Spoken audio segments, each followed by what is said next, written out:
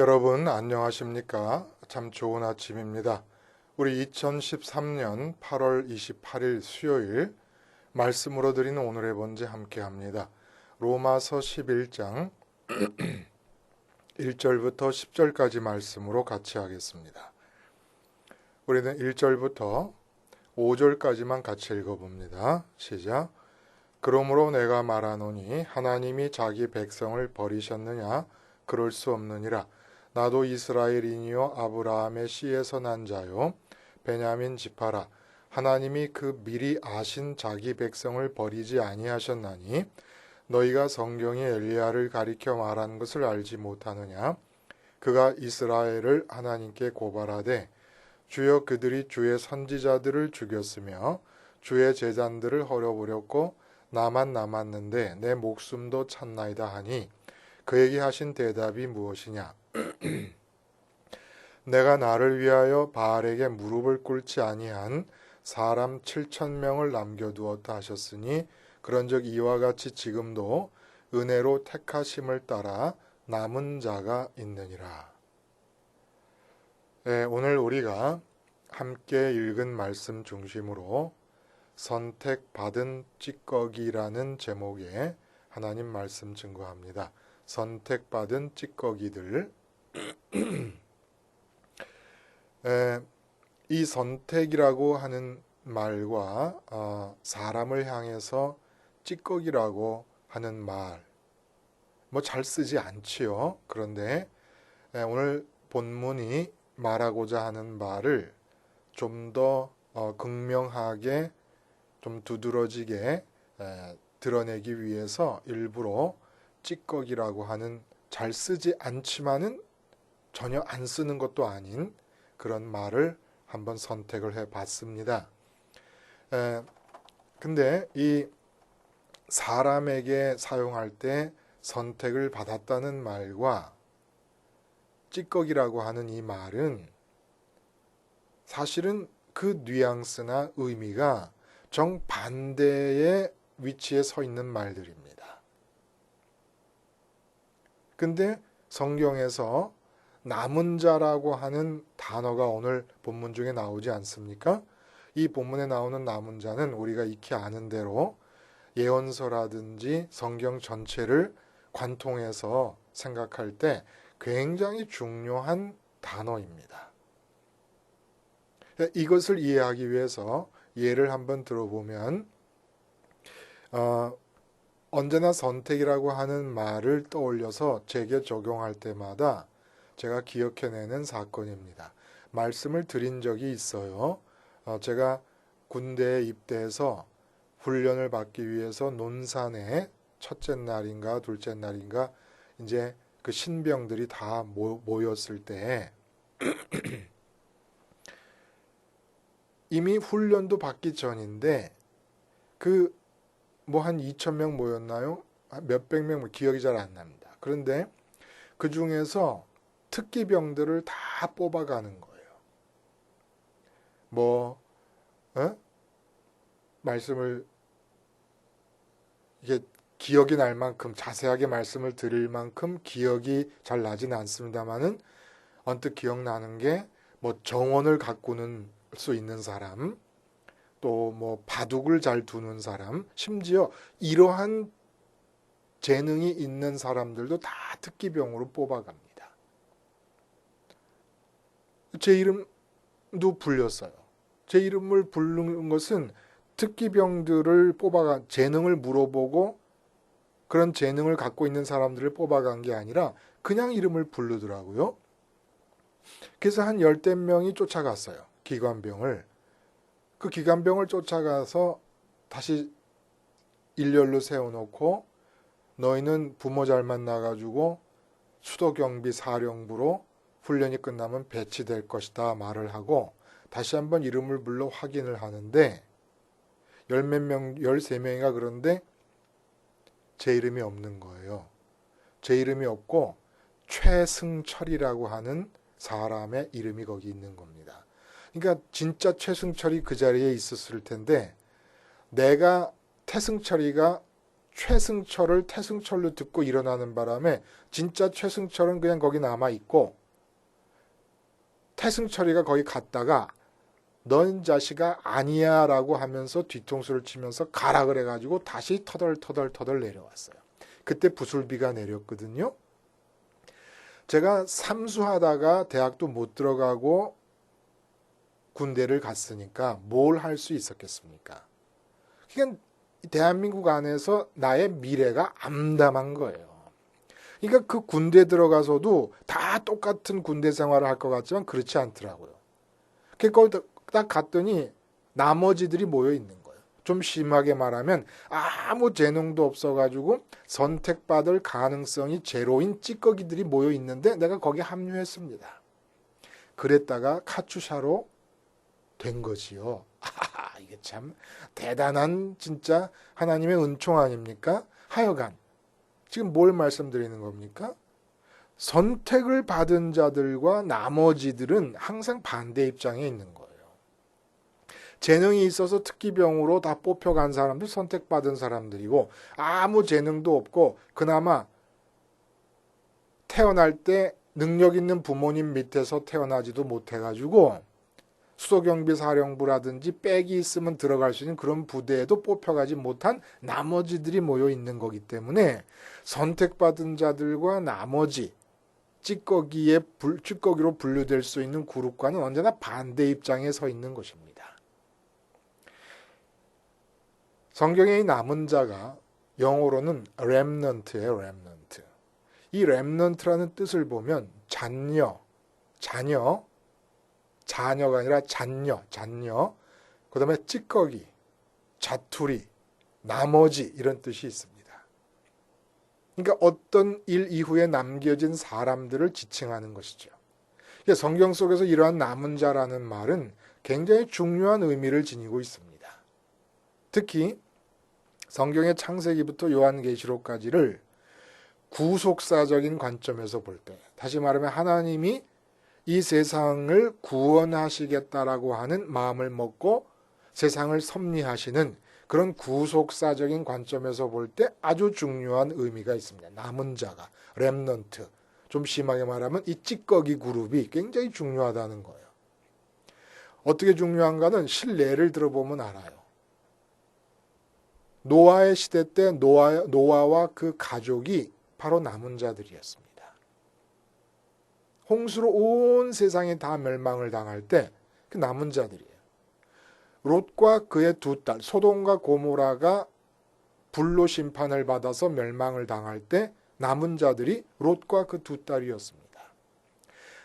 출애굽한 장정들이 광야에서 1년 만에 가나안 땅 경계에 도착해가지고 정탐을 하고 돌아왔을 때 불신앙적인 정탐 보고를 함을 통해서 그리고 그의 동조함을 통해서 출애굽 당시에 성인 모두가 다 죽습니다. 남는 사람이 누구예요? 여호수아와 갈렙. 이 사람들이 남은 자입니다.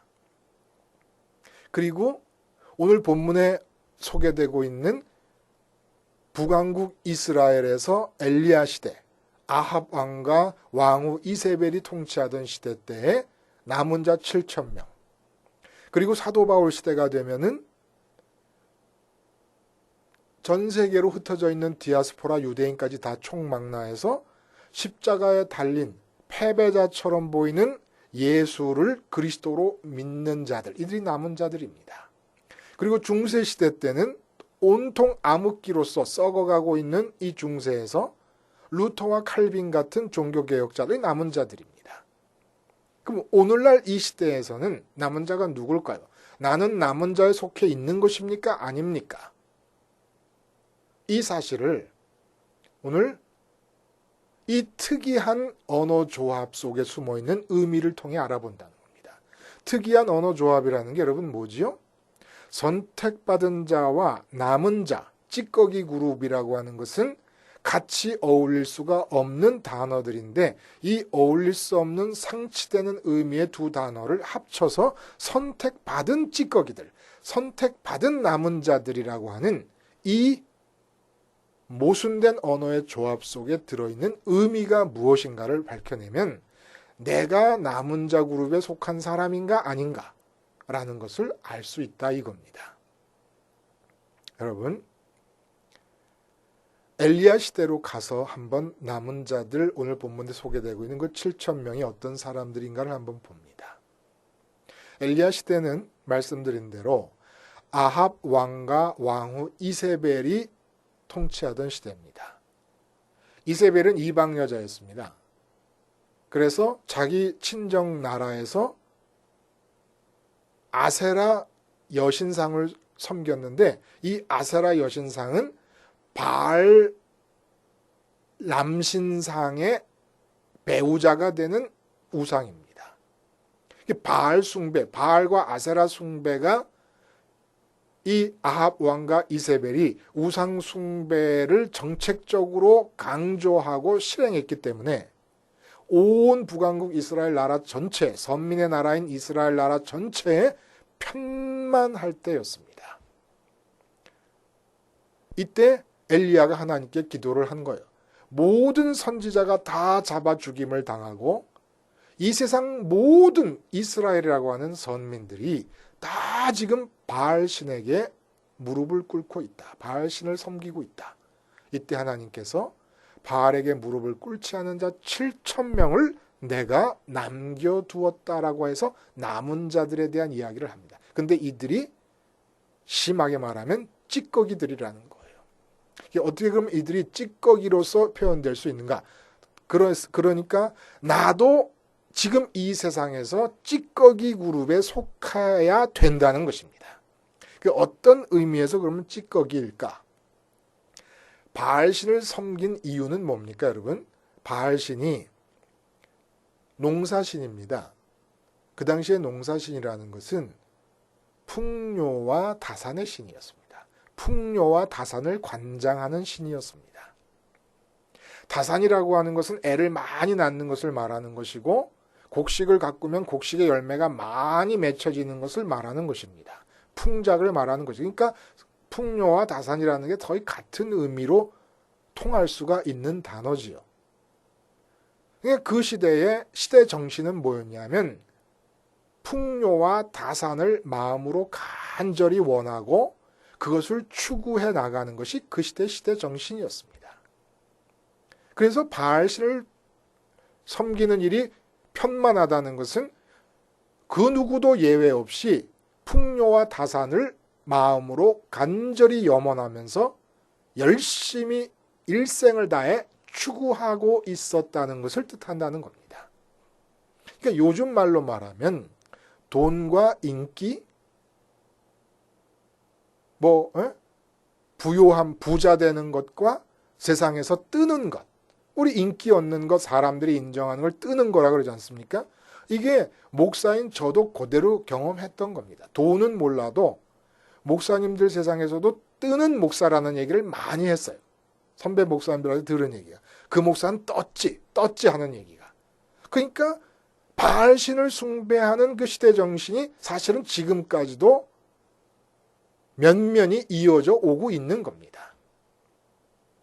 이 시대 정신에 사로잡힌 사람들이 경쟁을 합니다. 누가 더 돈을 많이 버는가? 누가 더 풍요한가? 누가 더 많은 사람에게 인정을 받는가? 이 세상에서 많은 사람에게 인정을 받아서 숫자적으로 부흥을 이룰 수 있는 것인가? 그 숫자적인 부흥은 기업하는 사람에게도 적용이 되는 것이고, 목회하는 사람에게도 적용이 되는 것이고, 학교에서 가르치는 교수님에게도 적용이 되는 것입니다. 그 교수님이 인기가 많으면 학생들이 많이 몰려오잖아요. 거기서 보람을 느끼고 또 스타들, 연예인들 말할 것도 없죠. 그래서 모두가 이렇게 돈과 인기를 간절히 염원하면서 경쟁하는 세상이 바로 그 당시 바알 숭배를 편만되어 있던 이스라엘, 북왕국 이스라엘의 시대 정신이었다는 겁니다. 근데 이러한 시대 정신 속에서 남은 자, 찌꺼기라고 하는 말은 이 돈과 인기를 얻기 위한 경쟁 속에 뛰어들어서 꼴찌한 자들을 말하는 게 아닙니다. 이 경쟁 속에서 하위권에 속하는 사람들을 말하는 게 아닙니다. 아예 돈과 인기를 마음으로 원해서 뛰어가는 경쟁에 처음부터 들어오지를 않은 자들이 있습니다. 그러니까 그들은 마음에서 돈과 인기를 원하지 않는 겁니다. 그들이 원하는 건 따로 있는 거예요.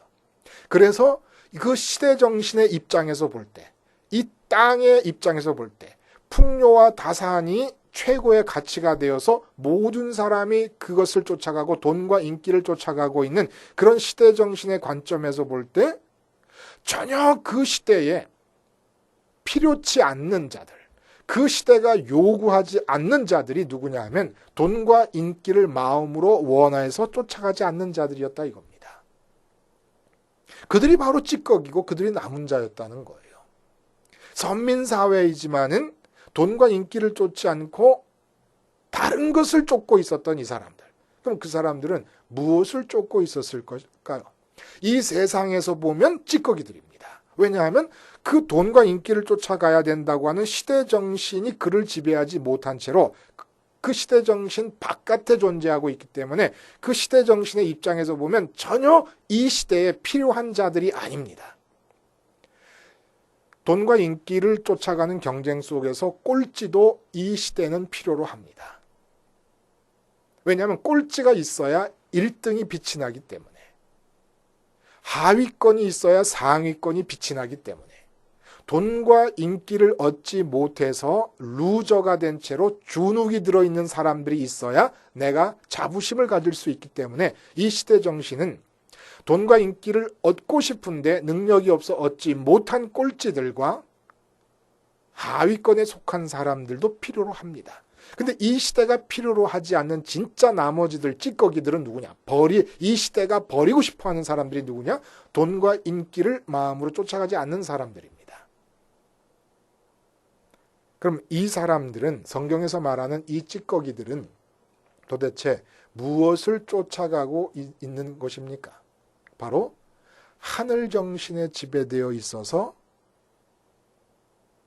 이 시대 정신에 지배된 사람들이 돈을 벌려고 할 때 하늘을 벌려고 하고, 이 시대 정신에 지배되고 있는 사람들이 사람들의 인기를 얻으려고 할 때, 사람들의 인정을 얻으려고 할 때 하늘 정신에 지배된 사람들은 하늘에 계시는 하나님의 인정을 원하면서 사는 사람들이었다는 얘기입니다.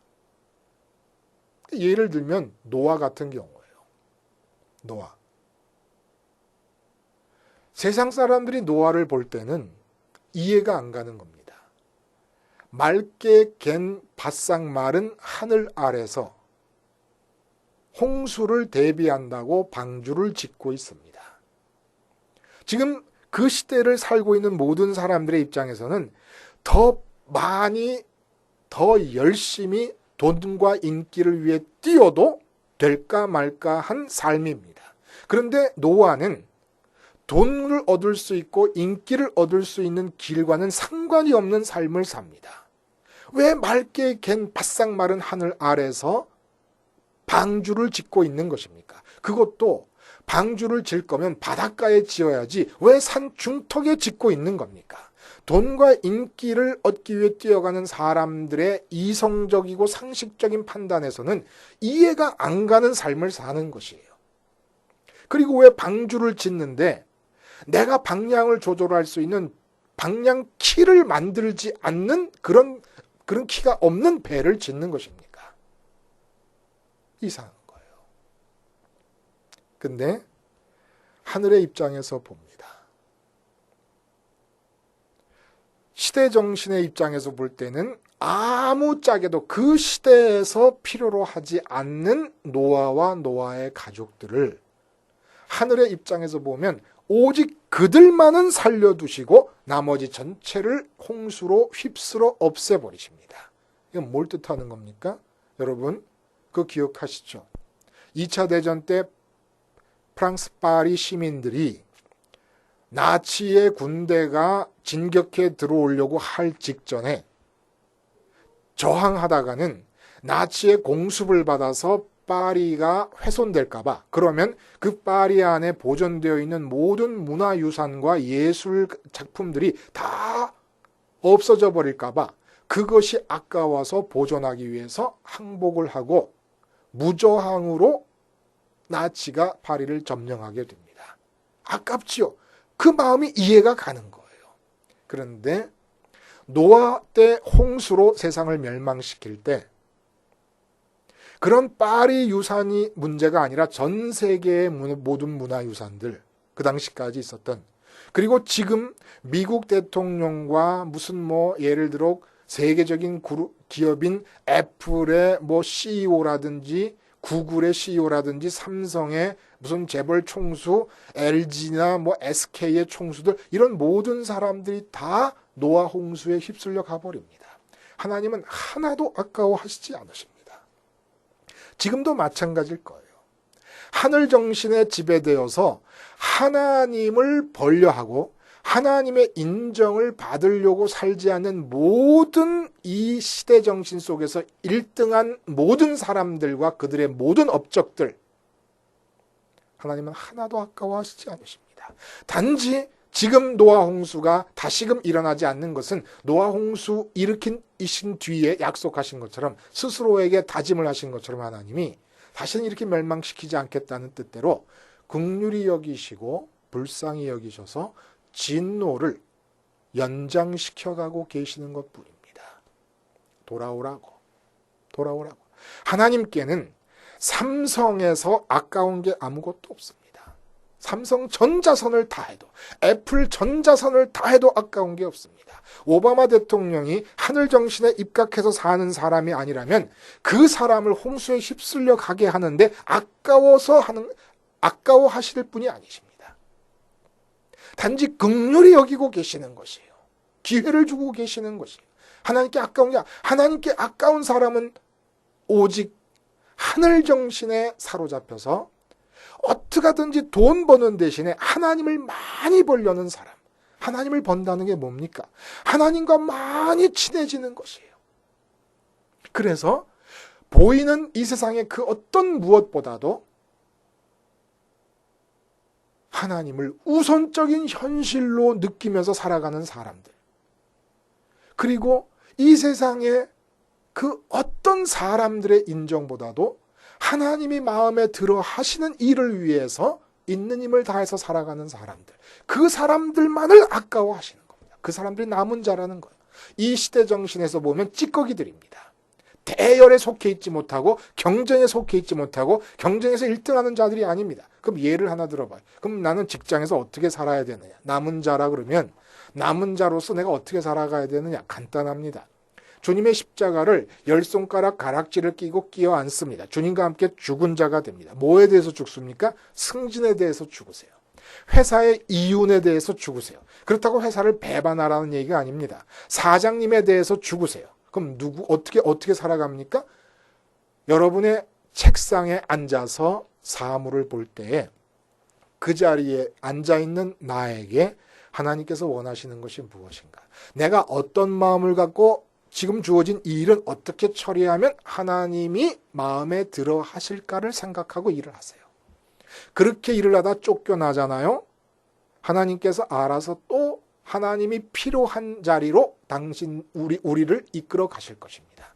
그렇게 하다가 하나님께서 나를 승진시켜 주시잖아요. 그러면 승진 때문에 감사할 것이 아니라 승진된 그 자리에서 또 하나님께서 내가 어떻게 행동하면 기뻐하실까만 생각을 하시면 됩니다.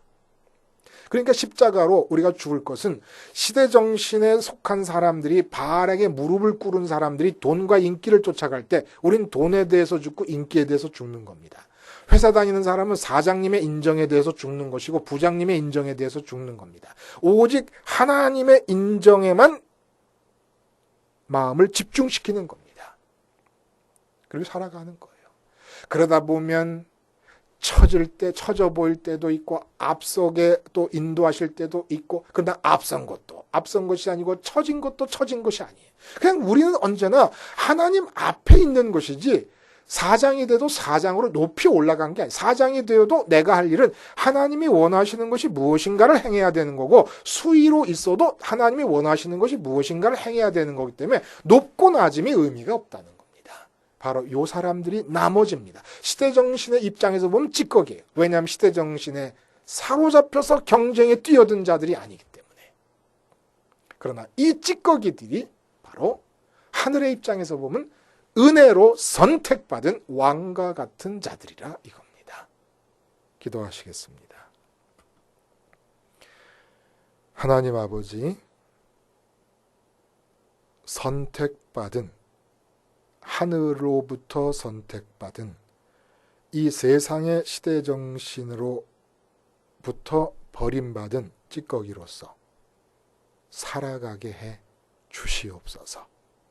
나는 담대하게 세상에 대해 찌꺼기라고 외칠 수 있고 하늘에 대해 은혜로 선택받은 자라고 믿을 수 있는 그러한 하늘 백성들 되게 하여 주시옵소서. 예수님의 이름으로 기도하옵나이다. 아멘.